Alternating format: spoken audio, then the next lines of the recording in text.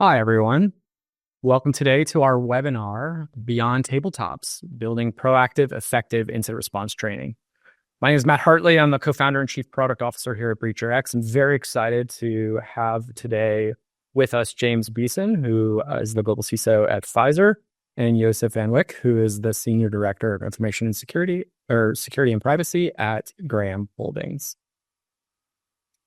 Today's webinar, we're going to talk about what teams can do beyond the traditional incident response tabletop that we all are very familiar with. We want to dig into how those are done, ways to make them more effective, but then really look at the limitations that they have, ways that we can address those limitations, look at things that we're seeing some teams doing like simulations, more frequent team level operational simulations, for example.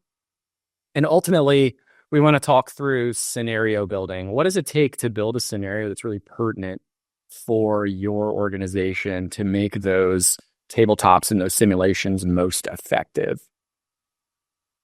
I want to start off with a quote from Vince Lombardi. Practice does not make perfect, only perfect practice makes perfect. And such a great quote. Just want to highlight, obviously, perfection is maybe a goal at best. But what Lombardi's really saying here is that if you're just going through the motions, if you're practicing ineffectively or inaccurately, you're going to reinforce the mistakes that you're making. You're going to reinforce that imperfect practice. And ultimately, that's going to lead to poor performance when something happens. Obviously, in the context that Lombardi was talking in sports, but translates very readily over to our arena here, talking about cybersecurity exercises. And in Lombardi's view, training that's effective requires thoroughness, it requires accuracy, and it requires relevancy. All the things that we're going to talk about today. So with that, I'd love to introduce our guests. First off, James, I would love to hear a little bit about your background. Sure. Thanks, Matt. James Beeson. I'm currently serving in an interim role at Pfizer as a global CISO running the program there. I just retired at the end of last year with Cigna. I spent 7 years there as a SVP and global CISO, and I spent 20 years prior to that at GE on the GE Capital side, 17 of those 20 as a CISO, and then 8 years before that at Trinity Industries, where I cut my teeth largely on the infrastructure at the end of the day. Great. Glad to be here, Matt. Thank you. Thanks, James, for being here. Joseph, how about you? Great. Thank you, Matt. Yeah, throughout my career, I worked in legal as well as internal and external audit functions. I focused on both assurance and advisory practices. And what that basically means is a lot of focus not only on regulatory compliance, but also on establishing and implementing comprehensive security arrangements on best practices. So at Graham, our team is basically responsible for the security framework and really focusing on that risk and governance, information risk, that security assurance. That's really where we focus on. If you look at it from a risk management perspective, really that second line of defense capacity that we function in with all of our independent businesses. That's awesome, Joseph. Thanks for being here. Yeah, absolutely. Glad to be here. Yeah, and just a quick background for everyone. For me, I've got 26 years in cybersecurity. I've had a lot of different roles over the years in various areas, offensive cyber. I've done cyber threat intelligence. I've done managed detection and response, a little bit of incident response from an engineering standpoint, and have done that at companies like FireEye, working with the Mandia team there, Eyesight Partners, and others. So we're really glad to have you all today. Let's jump right in here. So when we think about what we need to be doing for exercises, obviously we're really used to in our industry, tabletops. And James, I would love to hear a little bit from you on maybe the pros and cons of tabletops. Sure. Right, Matt, I think I'm gonna start, if it's okay, with kind of what I see as some of the big challenges, right, which I think lead to the pluses and minuses of what you do and don't want to do in the tabletop exercises. To me, there are kind of four big challenges that are happening. I don't think any of them are too surprising. The first one is that the threats are getting worse. And with respect to tabletop exercises, one of the things that I've definitely seen is the recovery a lot of times now when you have an event is taking considerably longer. First of all, many more of the events that companies are dealing with are happening in the supply chain, right, where you have a little less control. And a lot of times, for example, if your policy is, oh my gosh, a critical supplier got a ransomware event, so then generally you'll disconnect and stay disconnected until some third party has come in and said, yep, their environment's clean before you reconnect. So all that to say, the threat landscape is getting worse, and a lot of times the outages are lasting longer.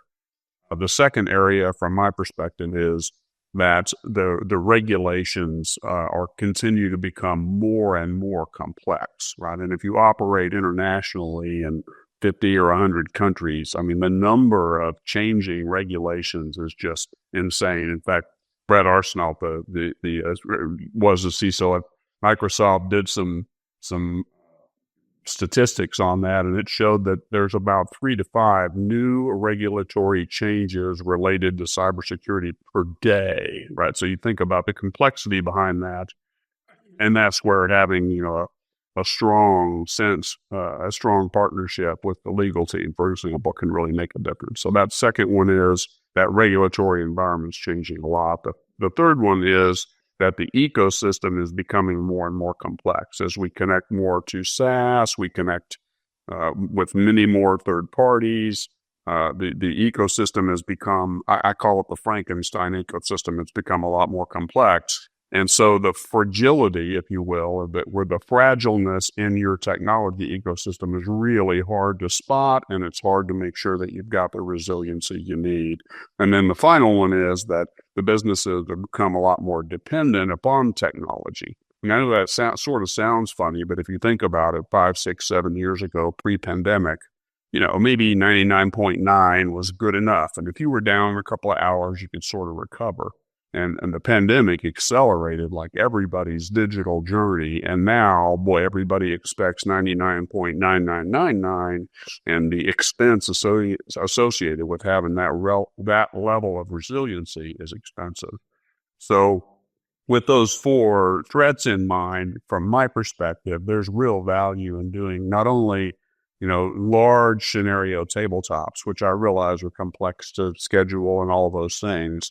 But I also think there's a real appetite for doing smaller, and I know we're going to talk, I think, later a bit about micro tabletops. But I think you need to be including in those tabletop exercises all of the critical stakeholders to make sure that people understand how to interact. I know I love the Vince Lombardi quote. The other quote I love, which is a military quote from a German person whose name I can't think of off the top of my head, is, no plan survives first contact with the enemy. All right. And so part of the reason you practice is because the plan is probably going to get thrown into the air when you're under fire. And you need to make sure people have the level of context they need so that they can continue to finish the job, regardless of whether they're exactly following the scripted plan. So I'll take a breath there and let Joseph jump in. Yeah, Joseph, would love to hear your thoughts, what kind of layer into that. Yep, absolutely. I 100% agree with everything that James just mentioned. I think that's really a perfect summary of all the challenges we are facing. The quote you mentioned, it always makes me think of the same, also a boxer that I wasn't sure if it was Muhammad Ali or Mike Tyson, but always said that the perfect plan until you hit him in the nose. It goes out the window. The whole fight plan changes. But yeah, so Tyson, I think it was Mike Tyson. Not that everybody's got a plan until they get punched in the face. Until they get punched in the face. Exactly right. Yep. So we all agree that the complexity and the frequency of cyber threats continues to grow at an ever increasing pace, really, right? And then we also get all these regulatory pressures that just continues, and personal liability for executives. That's definitely moved to the forefront in more recent years. We also have significantly more privacy laws that need to be considered. We have bodies like the SEC and the FTC, as well as investors who are increasingly holding CISOs liable. And then you also have an increased focus on business continuity and a need to emphasize the minimization of your business disruption across multiple business units. and legal teams, communication experts, and all of those play into making cross-functional exercises really an absolute necessity in my mind today, to test and to validate your plans, and your level of preparedness really. But that's the only thing that I can think of right now to add to James's summary on the challenges. I think it's spot on. Third party is really critical, as you mentioned. It's just becoming more and more. The footprint just changes. Yeah, we've heard a lot about third-party risk from our customers. One question. So you both mentioned cross-functional nature, cross-functional collaboration. What's your advice for people setting up tabletops? I mean, we've seen a number of tabletops where our security teams really struggle to get the rest of the business to participate. What kind of advice do you guys have for leaders trying to put together a meaningful exercise that's cross-functional? Sure. I mean, I'm happy to jump in here. I mean, the first thing you need to do from my perspective is you need to sort of make sure you're clear about what the most critical pieces are for your particular business. What I had sort of found in general, and I get that there'd be some differences probably from one company to another, is you've got sort of 4 or 5 legs to the stool, so to speak, right? You've got your response team, right, which I think of, in my world, it's the cyber team, right? And that's obviously, they're the ones, dealing with determining what's going on, what's happening in the environment, and trying to contain it and eradicate it.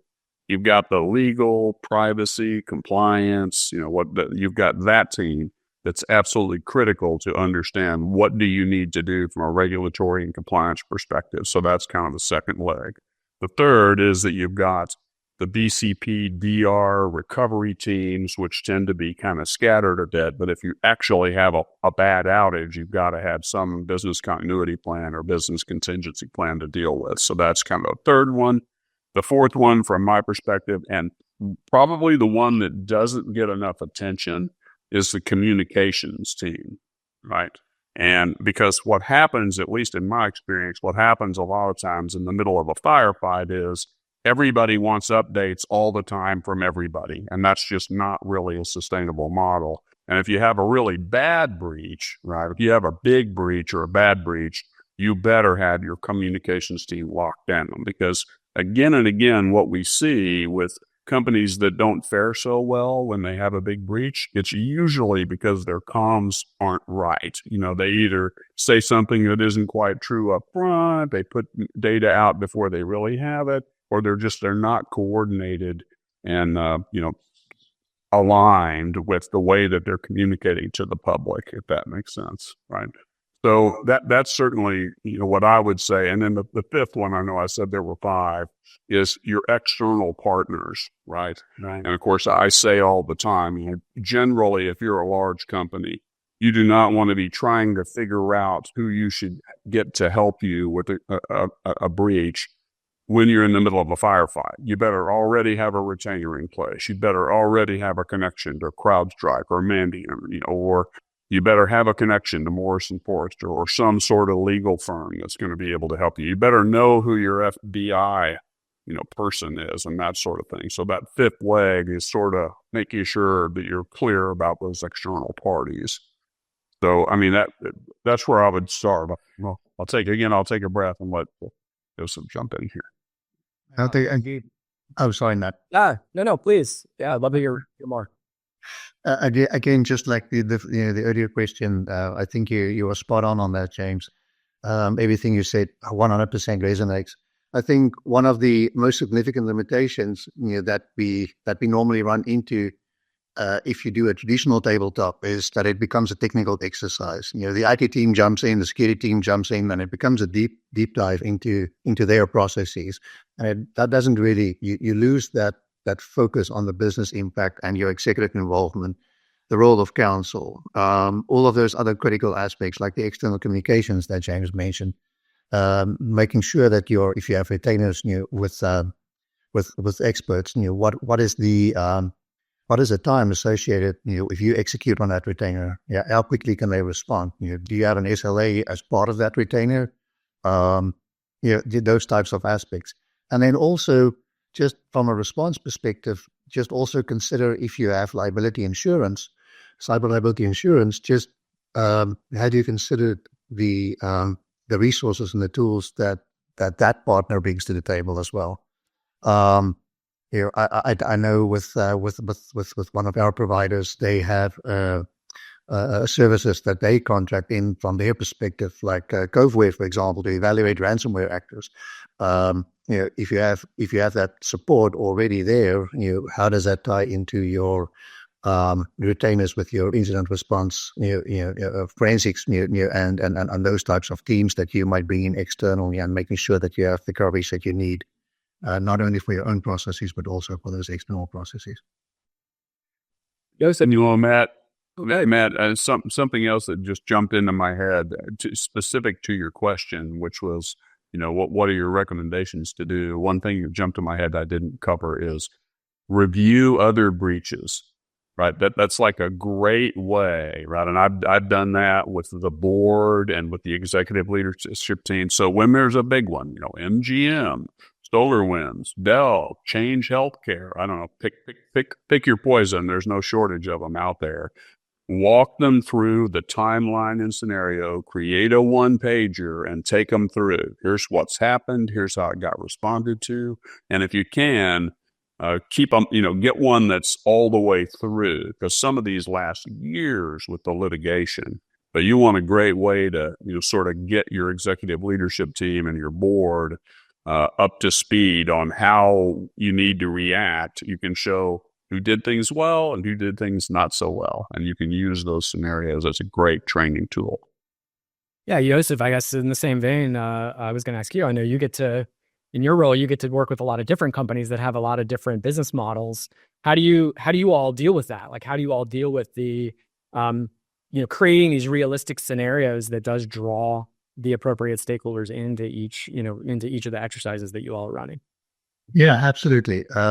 And again, the example of using existing examples out there, definitely plays into that for sure.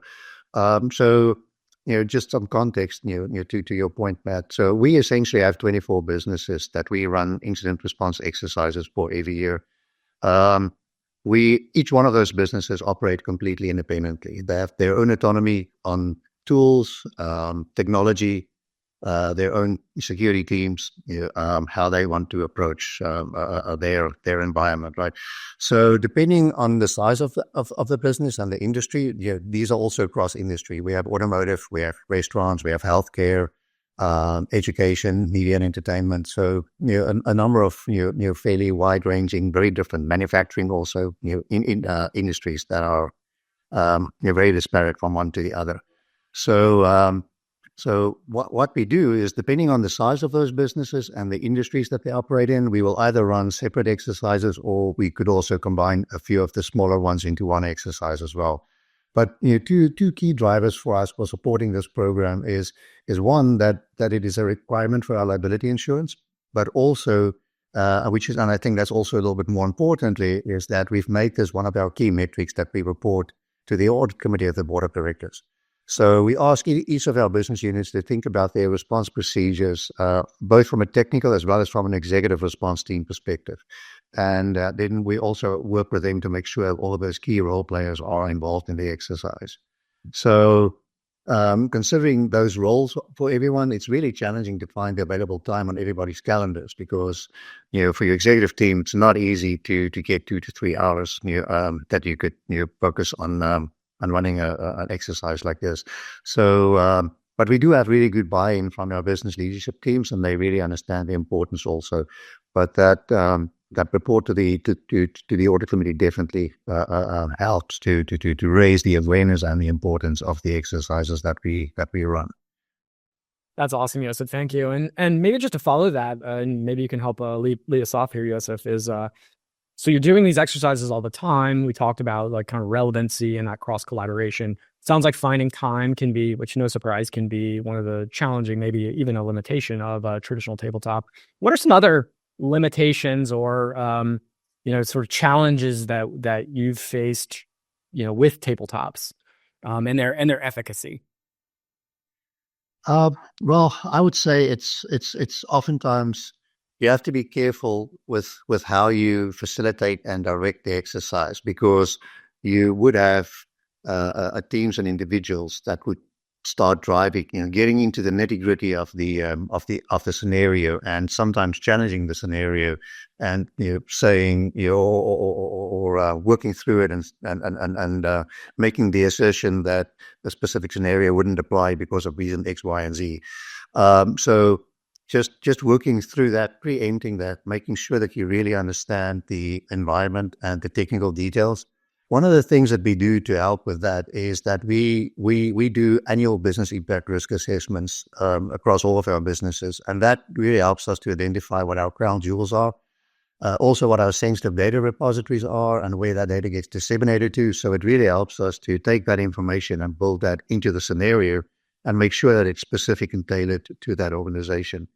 So when we build it around those core systems, and then similar to what James also mentioned, these scenarios are based on real world attacks that compromise similar systems.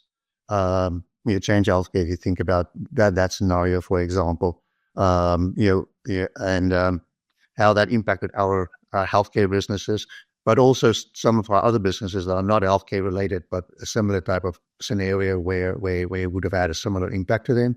It really helps with testing their existing plans and playbooks, and then help also to tailor those further. So I would say that's probably the biggest benefit that we have in running these, and making sure that also builds around the challenges that they had.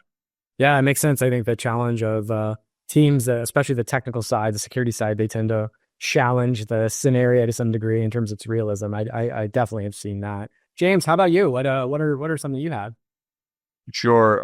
Well, I mean, I would make a couple of points here. I totally agree with everything Joseph just covered. But I mean, one of the most important things to get across to people is, when you have an event, you're going to be judged on how you respond to that event. And the reality is, and plenty of examples here of people did well, people did not so well. You're going to be judged. And some of the things that they're going to look at, and this is one of my boss's favorites, 2 words that she used to give me all the time, is commercially reasonable. And I love that statement, right? Because 100% accurate, right? They're going to judge you after the fact, right? And they're going to say, did you, number one, take and have commercially reasonable processes and protections in place? You're going to get judged against that, if you will, right?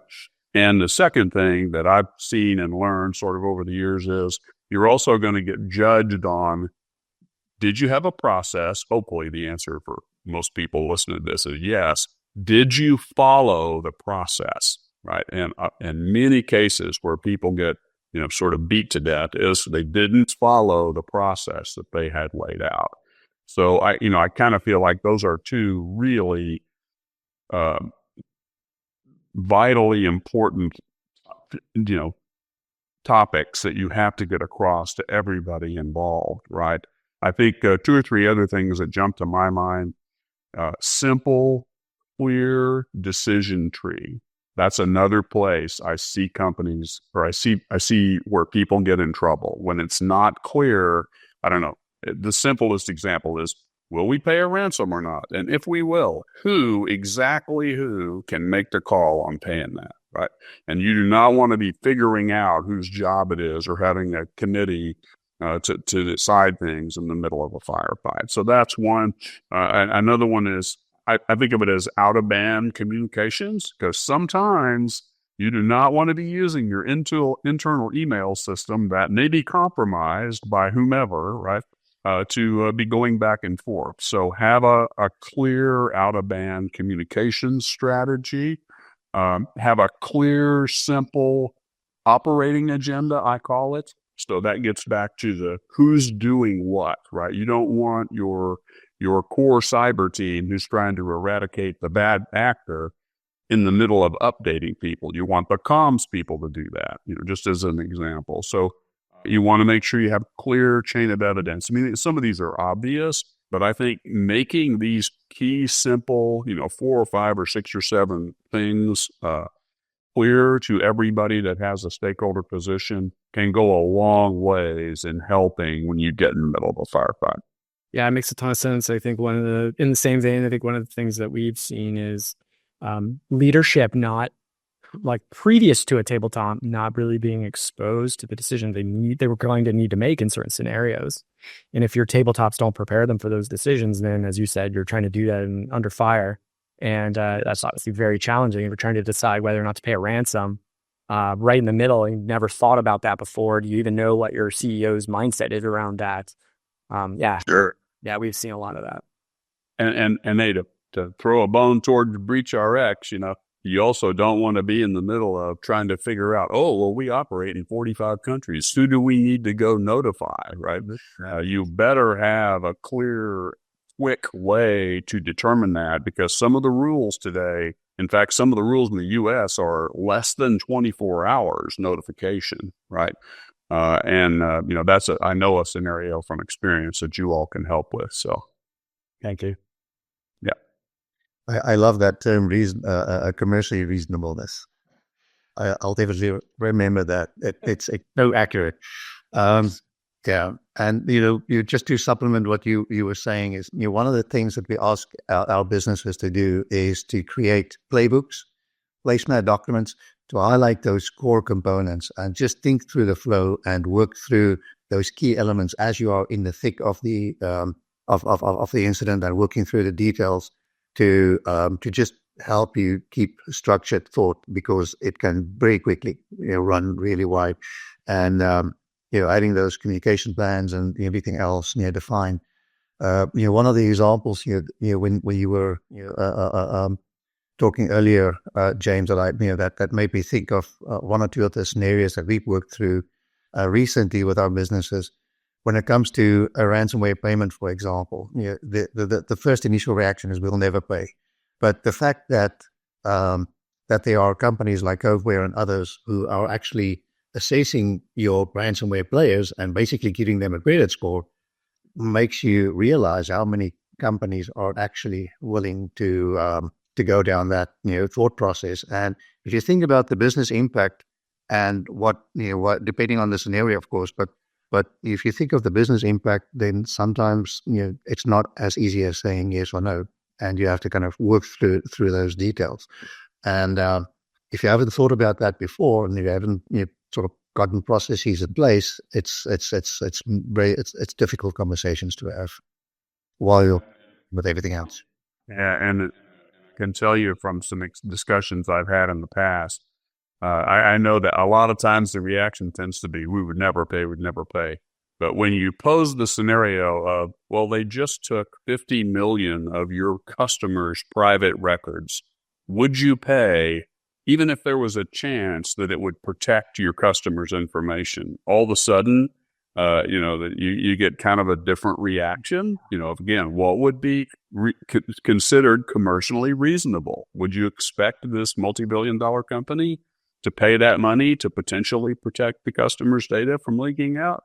So I just paint that as a scenario, because then people go, I hadn't thought about that angle. So it's interesting when you get in the middle of it.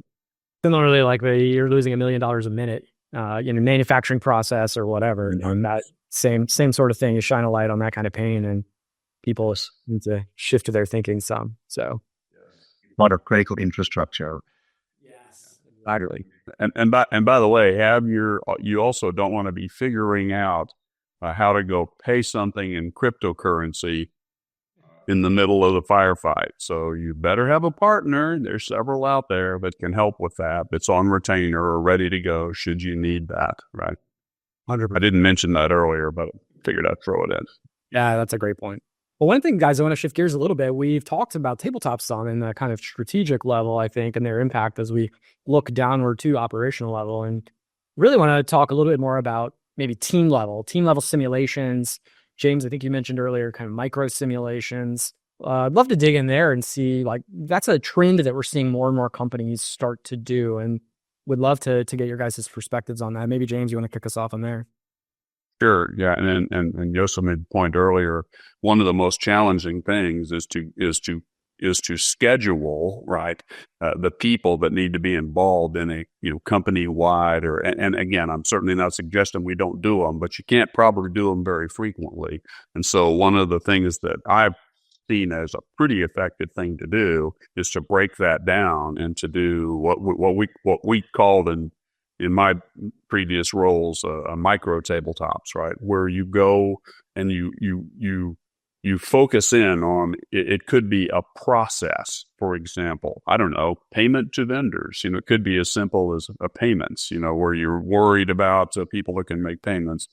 And you want to make sure people are trained that no, you shouldn't go to Target and get a bunch of gift cards in order to pay some PO because you got a text from your CEO. But my point is, you can focus the micro exercise with just the people in that process, and those are typically things you can do. Or maybe it's focused on a function, so you can pick a particular function. Again, comms, communications team. Let's take the communications team through a scenario where the CEO is going to have to go sit down on CNN or Fox or pick your poison and talk to about what's going on. So you can take comms through that, and you can typically get them scheduled around that. So I think breaking it down in logical order, picking the highest risk areas for your particular business or company is a good way to do this. And again, I know BreachRx can help with that.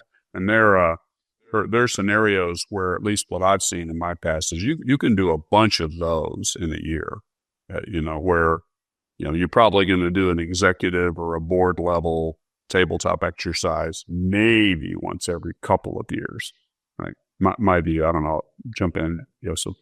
Yeah. No, 100% agree with that.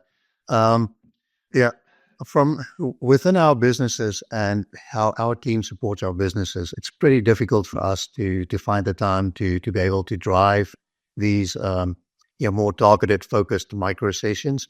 So we encourage our businesses to do that with their own teams.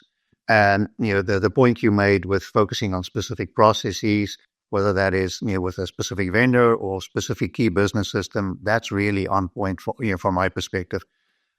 Many of our businesses would do with their sub affiliates. I would say they would run their own exercises. So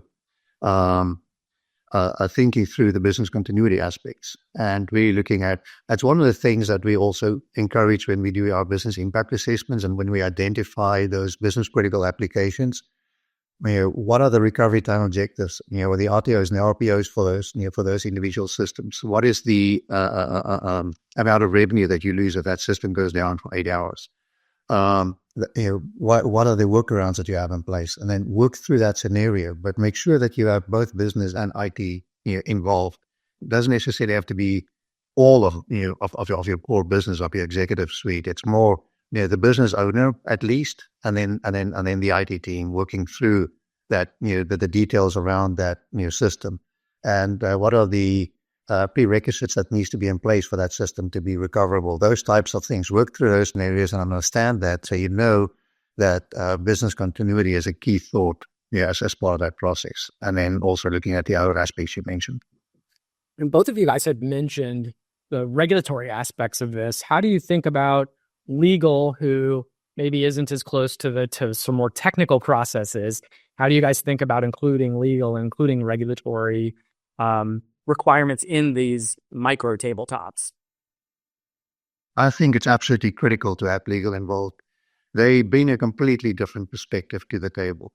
For example, if you look at the 50 million records example that James mentioned earlier, if you have a system that contains 50 million customer records that is business critical for your company. So clearly you need that. You don't want to get rid of that information. And it's very important for the business to have that in place. So the environment is what it is. And IT is very sensitive on doing any changes to that environment. But when you think about where that data gets disseminated to, so it gets replicated to a test environment, to a DR site, how do you have your controls defined around that? What does that mean should there be a compromise, what does that mean from a regulatory perspective? Is it really necessary to retain all that data in those other repositories as well? And IT might say yes because of various testing requirements that they have and unique elements to the data sets, depending on what the case may be. And it would be a very difficult conversation to get them to think about that differently. When legal sits in the room and they understand the exposure that creates, there's a completely different driver that comes into play, and they have a different audience also that helps drive that conversation. So it's all about risk management at the end of the day, but it's really imperative for me to have all of those decision makers in the room to understand and contextualize the risk. Makes sense. Jim? Yeah, I mean, 100%. It's absolutely critical. And you said the key word there from my perspective, which is risk, right? The legal has a different focus or a different set of lenses because they're looking at it from a legal risk perspective. And that's one of many operational risks that a company has. The technology risk and the cybersecurity risk are two other sets of risks. And so, frankly, this is why I will circle back to you also need the communications group, because even they will have a perspective on risk in terms of how do we communicate, whether it's internally or externally or to our customers, to the supply chain, et cetera. So you really need all the perspectives, which is why it's so critical to have all those key stakeholders involved in these scenarios. And even if you can't get them all together in the room at the same time, at least take them individually through so that they understand, their part in the role or their role in the play. And what I've done also, in some of the scenarios where we run an incident and key role players are not available for the full 2 hours, 3 hour period, depending on the exercise. What I do ask them is just be aware of this exercise is running and make sure that you might be available should somebody call you. Depending on how the scenario evolves, you might be needed. They might call you, just as in a real life scenario. They might call you, inform you of the breach, and then pull you into the conversation. So just be aware it's happening, and you might need to be a little bit flexible during these hours on your calendar. That's the closest I've gotten where we had real difficulty with certain individuals not being able to dedicate the full time, and that's been working really well for us. So. Yeah, I've seen that too. It's actually interesting because it almost tests what we talked about earlier, the culture sort of communication process, right? If you say like, how are you going to, are you ready? Or the folks in the room, do they have that person's number on tap? What if the network is down? Can you look them up? Do you have it in your, your personal phone directory or whatever? So 100%. One question for you guys that we've seen quite a bit of is this tendency for our technical and our security teams to something comes up, crisis mode starts to strike, and they tend to jump in with this sort of heroic expertise, as a phrase we've been using, on this idea that kind of drop everything, jump in. I need to just do I need to solve this problem, and they tend to try to do that from memory in a lot of cases, right? The plan goes out the window, the process goes out the window, everything goes out the window, and people jump in. And time again, we've seen teams, those experts that we rely on just forget stuff, forget steps, critical steps sometimes. Just curious, how do you guys drill in this concept of micro tabletops? How do you drill the team to not do that? Yeah, and there's not really, from my perspective, there's not an easy answer to that. It's like, because it's this balance, right? It's like you want people to have the context they need to be able to understand in the middle of a firefight what they should and shouldn't do. And at the same time, and I mentioned this earlier, boy, you really need to follow your process. And you also mentioned the playbooks, right? And the critical importance of having those playbooks. And by the way, don't have them on a SharePoint that might be down. Have them to where you can actually get to the playbook. But you see so many breaches where things went really wrong, and it's because they did not stick with following the playbook. But at the same time, sometimes the playbook, the plan doesn't survive first contact with the enemy, and people do need to have context of, what the overall mission or goal is. It reminds me of extreme ownership or extreme leadership. I don't know if you all know the book. Navy SEAL, Jocko Willett, maybe. I may be screwing up the name. I think that's right, though. But his team's job was to clear empty buildings in Afghanistan, I believe. And Ron talks about how they've got a playbook, but people also need to understand the overall context because you never know what you're going to run into and lives at stake in that case, right? So, yeah, Jocko Winnings, I think. Yep. I 100% support that. I think you summarized it perfectly. Yeah, I think when I was in the Air Force, one of the key phrases at the time was flexibility is the key to air power. And I think that sort of sums that up in a way as well, right? Is you definitely need a plan, you need that checklist, you need the process, but you also need the flexibility and the creativity to accomplish the goal. So and one of the and that's hard to do without context, right? That's a 100%. And consistency too, I would say, is something we hear a lot of folks are reaching for. How do I have that consistency in that framework of team enablement? One of the quotes that I really like that is by the author, James Clear, I think it was Atomic Habits, is you don't rise to the level of your goals, you fall to the level of your systems. And when he uses the word systems, he's talking about systems and processes. And so I think it's really, a very pertinent quote here when we think about all the things that we've talked about. So sounds like we all agree, like practice is good and we need to, find time to make time for practices, whether it's the larger exercise or these tabletops. I think maybe to close this session out, what are like just kind of core recommendations that you guys have for training just across the board? Like whether it's that micro tabletop, a basic simulation, all the way up to maybe a large exercise with every business unit in a business. Like, what are some of the things that we haven't covered yet that you guys think would be really pertinent for people to hear? Joseph, do you want to kick us off? I think a lot of what we discussed, your core things to keep in mind is making sure that you have good business representation in place, that you think about your scenario and make it real and realistic for the specific audience and for the environment that you're dealing with. And making sure that you cover core aspects of your plans and keep people focused so they don't run off in tangents and start delving in like the technical hero example that James mentioned earlier, making sure that you have a plan for when that happens, just bring everybody together and have the conversation move forward and focusing on the issue at hand. James? And I think I would say, we've sort of talked about it here, but and this is probably Stephen Covey, I think. Know your audience, right? And know your audience, right? And know your key stakeholders, right? And I just can't put enough emphasis around the communications piece and the importance of that. In fact, I'll tell a quick story if we've got 1 minute left here, right? That I learned from big time, right? And this is years ago, and we were in a scenario, and I'm trying to set this up quickly. It was a cross-functional between the physical security team and the cybersecurity team. That was a scenario. We literally had like the local police engaged in the whole 9 yards, and it was an active shooter scenario, right? So we literally had a role-playing active shooter in one of our facilities. They came in, it was a domestic related, I'll leave it at that. People will understand what that means. The person came in and said, I know something's been going on. I want to get into your systems and your records. I want to see all the texts and the emails from this person. That's the scenario, right?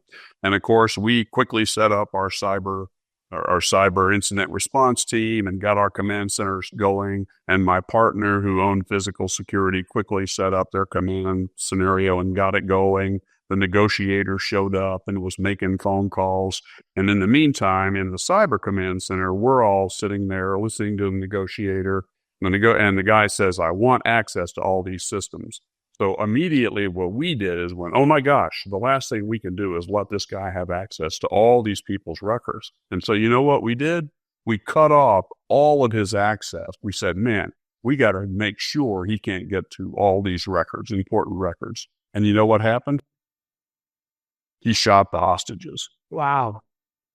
And so I got to tell you, this wasn't real, but I learned a hell of a lot from that because what it said is we weren't communicating like we needed to with the physical security people. And that still sticks with me. So I tell that story. Yeah, that's amazing. Because it could have been real life, and the last thing we should have done was cut off the system access from this guy. But we were thinking only with our lens of save the data, save the systems, and not with the more holistic lens. So it took a little longer than I wanted it to, but always found it to be a good story.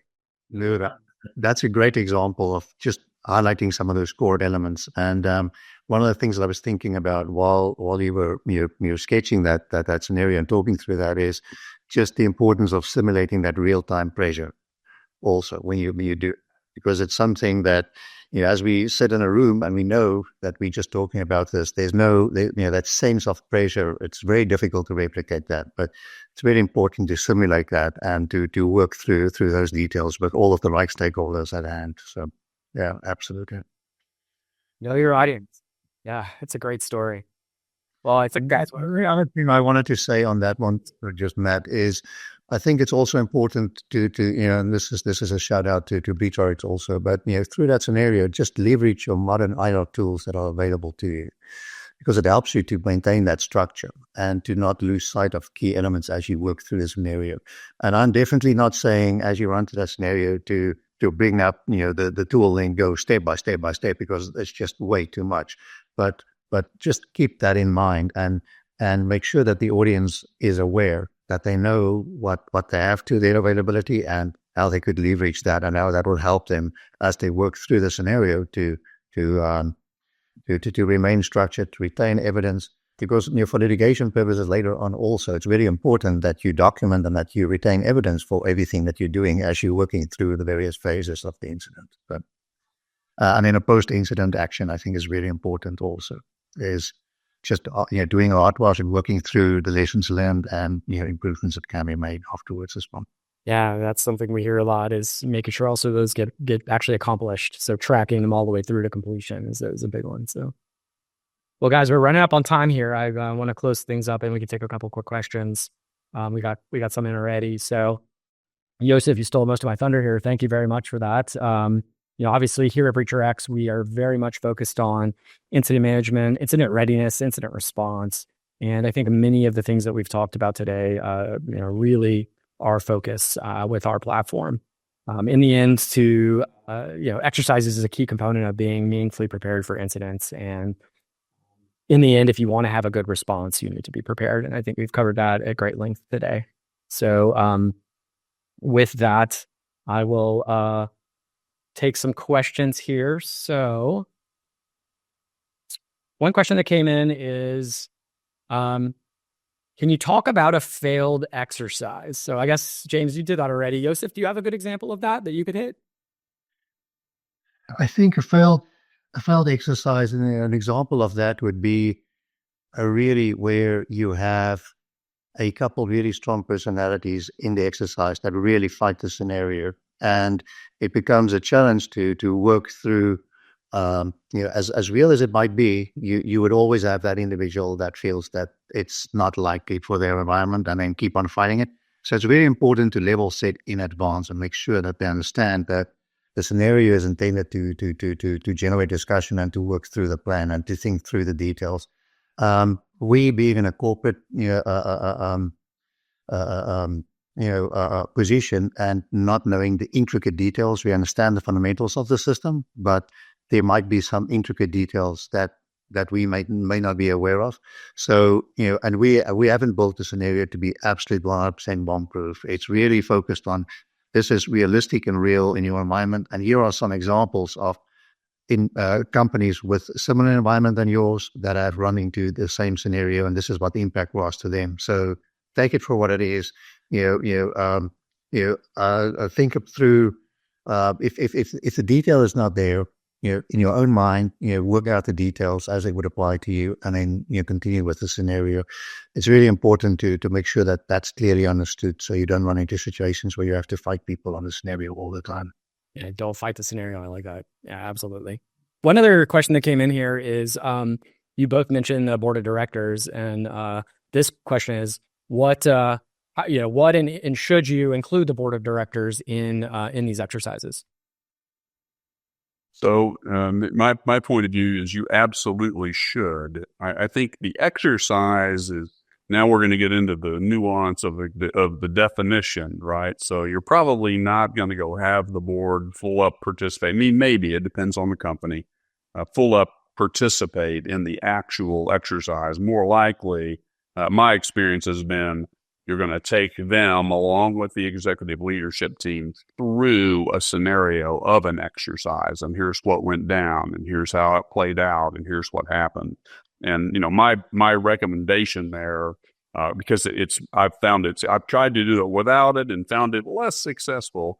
More successful is to bring in outside help, bring in the CrowdStrike, bring in the Mandy, and I don't know, pick one on the technical side and then bring in the Morster Forson or Mofo or somebody, Forrester, which and now they both go, they owe me now. I'm pitching people here this afternoon, but you know what I mean? Bring in outside counsel and let them drive the scenario, because they also have, like Joseph, expertise across a much broader array than you do within your company. But it'd be hard pressed to call it a tabletop exercise. It's more of we're going to walk you through what a tabletop exercise is we've done. Interesting. Joseph, anything to add to that? Yeah, I'm never saying. What we also do as part of our exercises that we run is we run dedicated executive exercises outside of these, more in-depth ones. And so depending on the business, we would run it for those. We definitely run it for our corporate team, and then also for one or two of the other businesses where it makes sense to do so.